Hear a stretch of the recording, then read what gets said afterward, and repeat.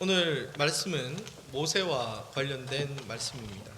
예전에 제가 주일 예배 설교를 한번 했을 때 출애굽기 4장에 관한 말씀으로 모세에 관한 설교를 했었는데, 오늘은 3장과 4절 말씀을 중심으로 4장 말씀을 중심으로 하나님 말씀을 또 묵상해 보고자 합니다. 모세는 구약 성경에서 가장 많은 분량의 성경을 기록한 사람입니다. 그리고 모세는 이스라엘 민족이 하나님과 언약을 맺을 때 민족의 대표자였고, 하나님께서 율법을 주실 때 그 율법의 수여자였으며, 성경에서 가장 많은 이름이 나오는 사람입니다. 아무튼 구약에서 가장 유명한 사람, 그 사람이 바로 모세입니다. 흔히 유대인들 가운데에서 어떤 율법적인 그런 분쟁들이 일어났을 때 누군가가 모세께서 이렇게 말씀하셨어라고 하면 그 분쟁이 정리가 될 정도로 유대인들에게 있어서 모세라고 하는 이름은 우리가 알고 있는 그 정도를 훨씬 뛰어넘는 그런 무게감을 가진 인물이라고도 할 수 있습니다. 야곱이 자신의 가족을 데리고 애굽으로 내려가서 한 430년의 시간이 흐르게 됩니다. 그때 되니까 야곱의 후손들이 장정만 60만 명, 이제 어른과 아이들 다 합치면, 여자와 아이들을 합치면 200만 명이 넘는 그런 거대한 민족으로 성장하게 됩니다. 그래서 애굽의 왕인 바로는 이스라엘 민족을 두려워하게 되고 급기야 그들을 노예로 삼아버리고 끝내는 태어나는 사내 아이는 모두 죽이라는 명령까지 내리게 됩니다. 그런 시기에 태어났던 모세는 집에서 몰래 키웠지만 그 감시를 피할 길이 없어서 광주리에 담아 강에 떠나보내게 되고, 마침 강에 목욕하러 나온 공주에게 발견되어서 애굽의 궁정에서 자라나게 됩니다. 때마침 또 누나였던 미리암이 공주의 시녀로 있었고, 또 공주가 유모를 구할 때 자신의 친엄마를 추천함으로써 모세는 친엄마의 품에서 자라나게 됩니다. 그 영향으로 그렇게 이제 40년을 애굽의 궁전에서 자라났지만 어머니와 누나의 영향으로 자신이 이스라엘 민족이라는, 이스라엘 사람이라는 그 정체성은 잃지 않고 살아가게 됩니다. 그러던 중 이스라엘 백성이 애굽 사람에게 괴롭힘을 당하는 것을 보고 흥분해서 애굽 사람을 죽이게 되는 사건이 일어나게 됩니다. 그로 인해서 광야로 이제 도망가게 된 모세는 자신이 상상했던 그런 미래와는 전혀 다른 삶을 이제 맞닥뜨리게 됩니다. 그것도 40년이라는 시간을 말입니다. 하나님은 창세기 15장 13절에서 14절 말씀에 아브라함에게 이렇게 말씀하셨습니다. 여호와께서 아브라함에게 이르시되 너는 반드시 알라.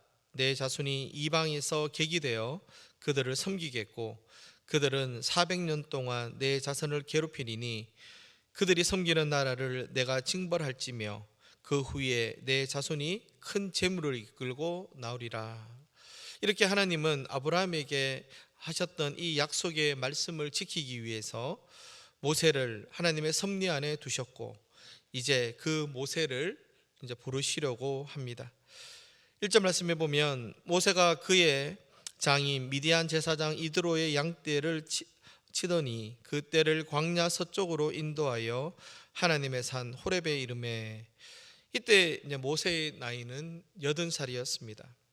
40년 전 애굽의 왕자였던 그는 살인죄를 저지르고 이곳 미디안으로 도망치게 됩니다.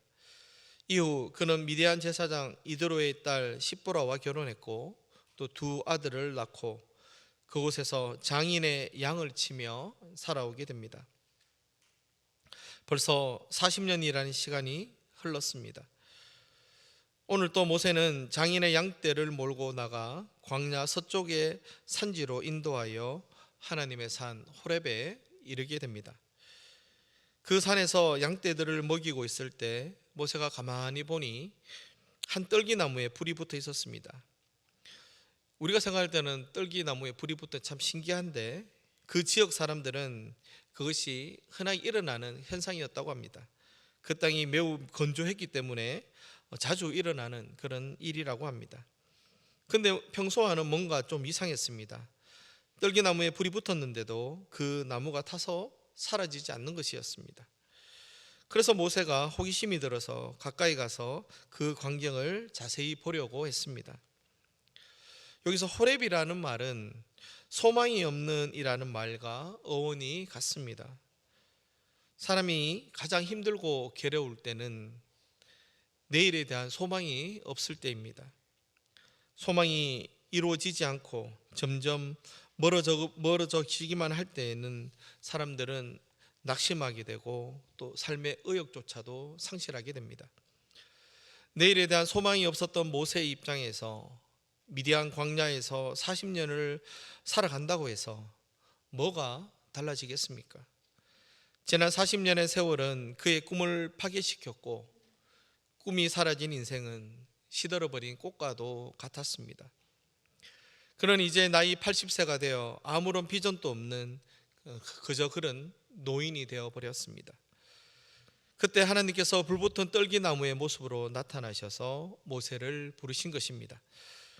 4절 말씀에 보면 여호와께서 그가 보려고 돌이켜오는 것을 보신지라 하나님이 떨기나무 가운데에서 그를 불러 이르시되 모세야 모세야 하시매 그가 이르되 내가 여기 있나이다. 불타는 떨기나무 가운데 계신 여호와께서 그의 이름을 부르십니다. 모세야 모세야. 모세는 지난 40년간 자기 이름도 없이 차가살이를 하며 늙어가고 있었습니다. 애굽의 왕자 모세를 기억하는 사람은 아무도 없었습니다.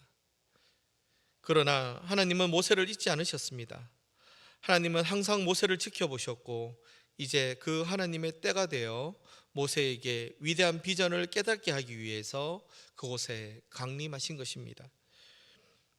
하나님께서는 모세를 침묵 가운데에서 40년간 광야에서 철저하고 또 충분하게 훈련시키셨습니다. 이 훈련을 통해 모세는 하나님이 쓰실 만한 온유하고 순수하며 겸손한 사람으로 변화되어 갑니다. 5절 말씀에 하나님이 이르시되 이리로 가까이 오지 말라. 내가 선 곳은 거룩한 땅이니 내 발에서 신을 벗으라.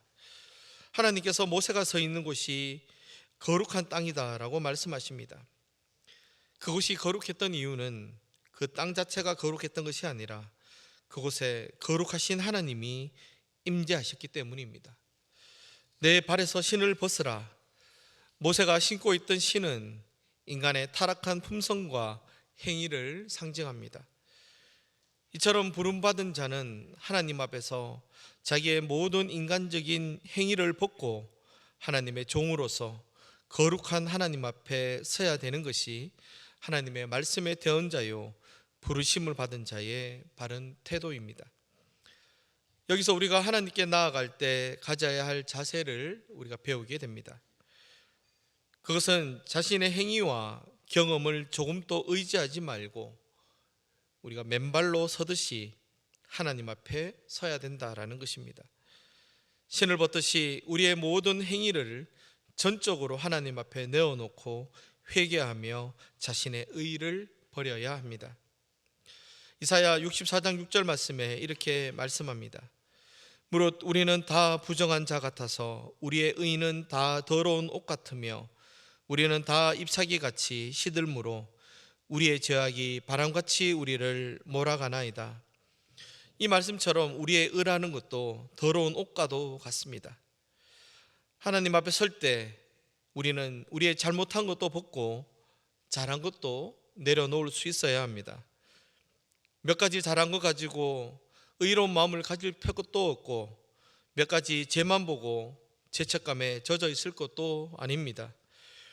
그 죄를 범한 자기 자신 전체가 하나님 앞에 죄인임을 깨닫고 자기의 모든 행위와 악함을 회개하며 하나님 앞에 겸손히 엎드려야 합니다.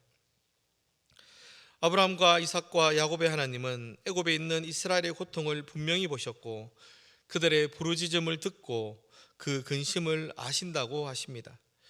하나님은 이스라엘 민족의 고통과 부르짖음에 얼굴을 돌리지 않으시고 하나님의 때에 또 그 역사 가운데 개입하십니다. 이를 위해 하나님은 모세를 부르시고 하나님의 백성들을 애굽에서 나오게 하시며 하나님의 축복과 언약이 있는 젖과 꿀이 흐르는 가나안 땅으로 인도하고자 하십니다. 그런데 이러한 하나님의 계획하심이 고통받고 있던 이스라엘 민족에게는 구원의 은혜가 되겠지만, 막상 하나님의 부르심을 받은 모세에게 있어서는 참으로 두려운 그런 일이었습니다. 그런 무엇보다 하나님께서 그를 애굽에서 보내어 동족들을 이끌어내게 하시겠다라는 그 말씀이 이해가 되지 않았습니다. 그래서 그는 하나님께 여쭈어봅니다. 본문 11절 말씀에 보면 모세가 하나님께 아뢰되 내가 누구이기에 바로에게 가며 이스라엘 자손을 애굽에서 인도하여 내리이까. 그의 질문의 포인트는 내가 누구이기에 라는 말입니다. 그가 과거 애굽의 왕자로 있었을 때 자신의 능력과 지위로 자신의 민족을 구원할 수 있다라고 확신했지만 광야 40년의 시간을 통해 그러한 인간적인 자신감은 눈 녹듯 사라진 상태입니다. 이제는 아무런 비전도 없이 광야에서 처가살이하며 장인의 양이나 치고 있는 자기 신세와 형편을 생각해 볼 때 자신은 너무도 부족해서 도저히 이스라엘을 구원하는 큰 일을 감당할 제목이 되지 못한다라는 것을 모세 자신이 누구보다도 잘 알고 있었던 겁니다. 자신의 신분을 속이고 40년이라는 세월 동안 장인의 양을 치면서도 자기 소유의 양은 한 마리도 없었습니다.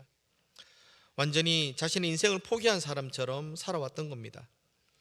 내가 누구이기에 라는 말에는 어찌 보면 하나님을 향한 모세의 원망이 숨어 있습니다. 자신이 왕자로 있었을 때 이런 일을 계획했다고 한다면 더 확실하게 잘할 수 있었을 건데 그곳에서 도망 나와 40년이라는 세월 동안 아무런 관심도 없다가 이제서야 나이 80에 자신을 부르신 하나님을 생각할 때 그 마음이 어떠했겠습니까? 그런 모세의 질문에 하나님은 담담하게 12절의 말씀을 하십니다. 하나님이 이르시되 내가 반드시 너와 함께 있으리라. 내가 그 백성을 애굽에서 인도하여 낸 후에 너희가 이 산에서 하나님을 섬기리니 이것이 내가 너를 보낸 증거니라. 이 말씀은 모세의 첫 번째 거부에 대한 하나님의 응답입니다. 이는 하나님이 친히 그와 함께 하시겠다라고 하는 약속의 말씀입니다. 하지만 이 하나님의 응답은 모세에게 두 번째 문제를 제기하게 됩니다.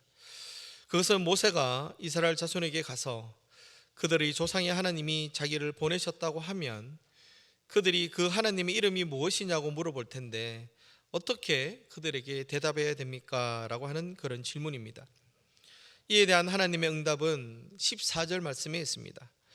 하나님이 모세에게 이르시되 나는 스스로 있는 자이니라. 또 이르시되 너는 이스라엘 자손에게 이같이 이르기를 스스로 있는 자가 나를 너희에게 보내셨다 하라. 나는 스스로 있는 자라는 이 하나님의 이름이 가리키는 하나님의 속성은 무엇일까요? 하나님은 영원 전부터 영원 후까지 스스로 계시는 자존자이십니다. 하나님은 모든 존재의 근거와 기반이 되시는 분이십니다. 스스로 있는 자라는 말은 하나님의 이름이라기보다는 영원한 자존자로서의 하나님을 지칭할 때 부르는 말입니다.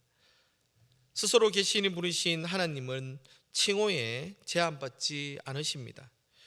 세상과 사람은 변할 수 있지만 하나님과 그의 말씀은 결코 변하지 않습니다.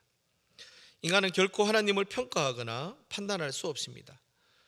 오직 하나님의 변치 않는 약속의 말씀을 믿고 하나님의 지존하심에 겸손히 엎드려 그분께 경배를 드려야 합니다. 이후로도 모세는 자기 동족들이 자신을 신뢰하지 않을 것이다 라는 그의 생각에서 또 변명을 합니다. 이에 하나님은 모세의 연약함을 잘 이해하시고 그에게 기적도 보여주십니다. 첫 번째가 그로 하여금 그가 가지고 있던 지팡이가 뱀이 되게 하시고 다시 그 뱀의 꼬리를 잡았을 때 지팡이가 되게 하시는 기적도 보여주셨습니다. 두 번째는 그의 손에 문둥병이 생겼다가 또 깨끗하게 치유되는 그런 회복의 기적도 보여주셨습니다. 그리고 나일강 물을 조금 떠다가 땅에 부었을 때 그 물이 피가 되는 그러한 기적도 보여주셨습니다. 이제 모세가 더 이상 변명할 수 없게 되었지만 또 모세는 출애굽기 4장 10절에서 4장 10절 말씀을 합니다. 모세가 여호와께 아뢰되 오 주여 나는 본래 말을 잘하지 못하는 자니이다. 주께서 주의 종에게 명령하신 후에도 역시 그러하니 나는 입이 뻣뻣하고 혀가 둔한 자니이다 라고 하니까 하나님께서는 출애굽기 4장 11절에서 12절 말씀을 하십니다. 여호와께서 그에게 이르시되 누가 사람의 입을 지었느냐 누가 말 못하는 자나 못 듣는 자나 눈 밝은 자나 맹인이 되게 하였느냐 나 여호와가 아니냐 이제 가라 내가 내 입과 함께 있어서 할 말을 가르치리라.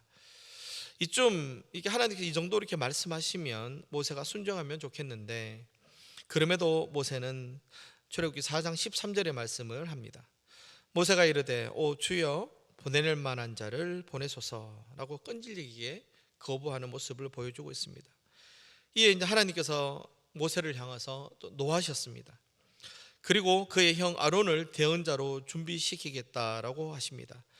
이제 모세는 더 이상 거부할 여지가 없었습니다. 이렇게 모세는 출애굽의 위대한 그런 지도자로 이제 세워지게 됩니다.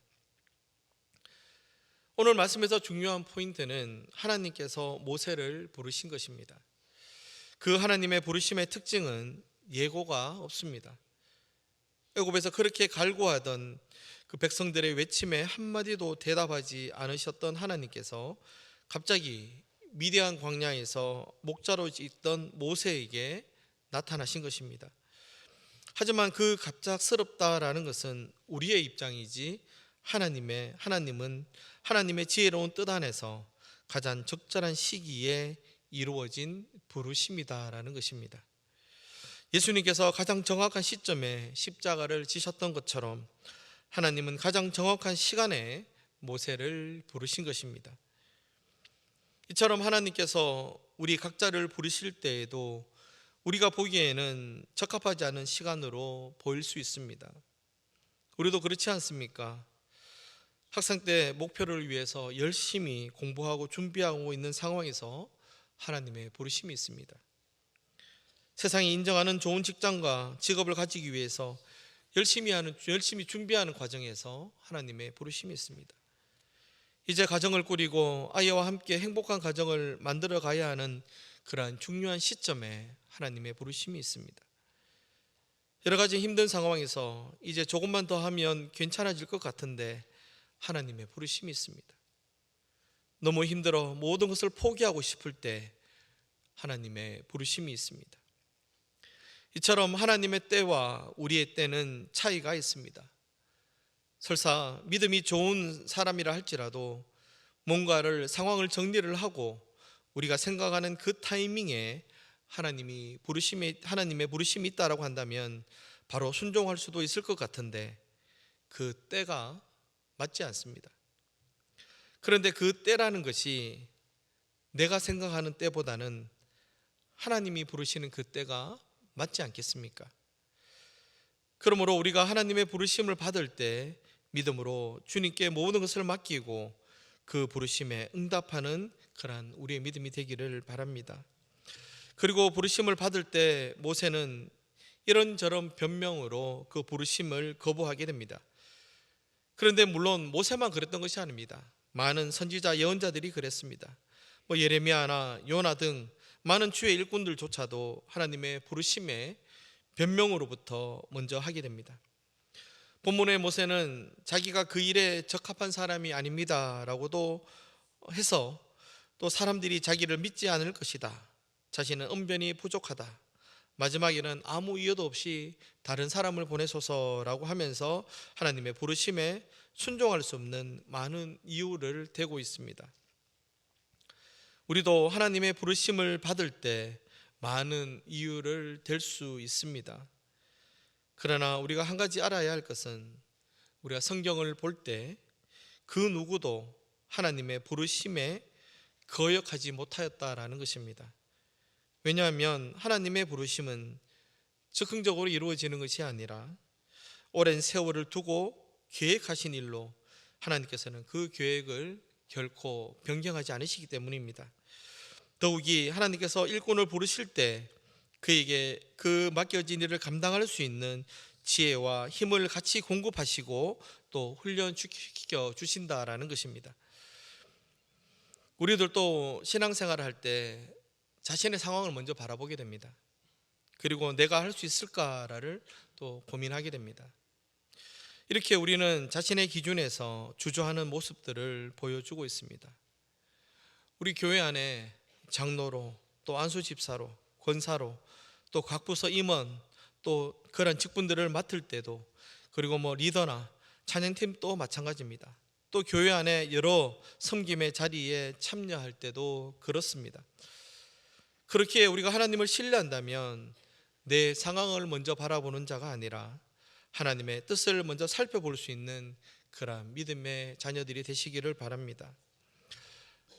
하나님이 손이 없어서 여러분의 손을 빌리는 것이 아닙니다. 하나님이 능력이 없어서 여러분의 능력을 사용하시겠다라는 것이 아닙니다. 하나님은 여러분의 순종을 기대하시는 겁니다. 하나님의 역사하심을 기대하는 자를 찾고 계시는 겁니다. 그 순종의 끝에 하나님의 뜻이 드러나게 됩니다. 우리 인생은 두 가지라고 할 수 있습니다. 하나님과 함께하지 않고 내가 주인이 되어 사는 삶과 하나님과 함께하는 하나님이 주인 되는 삶, 이 두 가지라고 할 수 있습니다. 여러분은 지금 어느 쪽에 서 계십니까? 하나님의 약속은 오늘날에도 변함이 없습니다. 내가 너와 함께 있으리라. 하나님은 모세가 가장 힘들어했던 광야 생활 40년이라는 이 상처 조각들을 버리지 않으시고 그 조각들을 통해 출애굽한 이스라엘 민족을 광야에서 40년 동안 탁월하게 인도하게 하셨습니다.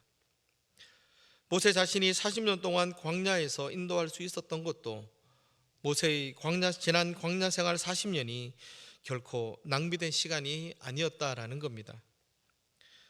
이처럼 하나님은 우리가 실수하고 실패한 것까지도 사용하십니다. 하나님은 우리의 실패한 인생의 그런 파편들을 가지고도 성공으로 변화시켜 주시는 분입니다. 우리가 볼 때 도무지 가망 없는 상태라고 생각될 때에도 하나님은 산산조각 난 삶의 파편들로 놀랍고 아름다운 작품으로 우리를 변화시켜 주실 수 있는 분이라는 겁니다. 왜냐하면 하나님은 우리의 좌절보다, 우리의 절망보다 훨씬 크신 분이시기 때문입니다. 여러분의 삶에 하나님의 비전을 품어 보십시오. 새벽이 밤을 밀어내듯 하나님의 소망이 여러분의 삶에서 여러분들의 고민들을 몰아낼 것입니다. 광야는 절망과 허무가 가득한 장소가 아니라 아주 작은 것에도 감사할 수 있는 장소입니다. 아무리 오랫동안 내가 광야에 있었다 하더라도 하나님이 주시는 비전을 붙잡게 된다고 한다면 우리의 인생은 다시금 열정이 넘치는 인생으로 반드시 회복될 수 있습니다. 79세의 모세와 80세의 모세의 차이는 하나님의 음성을 들은 것 그 한 가지입니다. 80세의 모세에게 하나님의 음성이 들렸을 때 그에게는 한 번도 생각을 해보지 못했던 그러한 인생이 펼쳐지게 됩니다. 여러분 앞에도 여러분이 한 번도 상상하지 못했던 탁월한 인생이 기다리고 있습니다. 사랑하는 여러분, 하나님을 기대하십시오. 하나님을 만나십시오. 우리는 어제와는 완전히 다른 삶을 살아가게 될 것입니다. 그러한 은혜가 오늘 이 자리에 계신 여러분과 우리 교회 안에 임하시기를 주님의 이름으로 축원합니다. 기도드리겠습니다.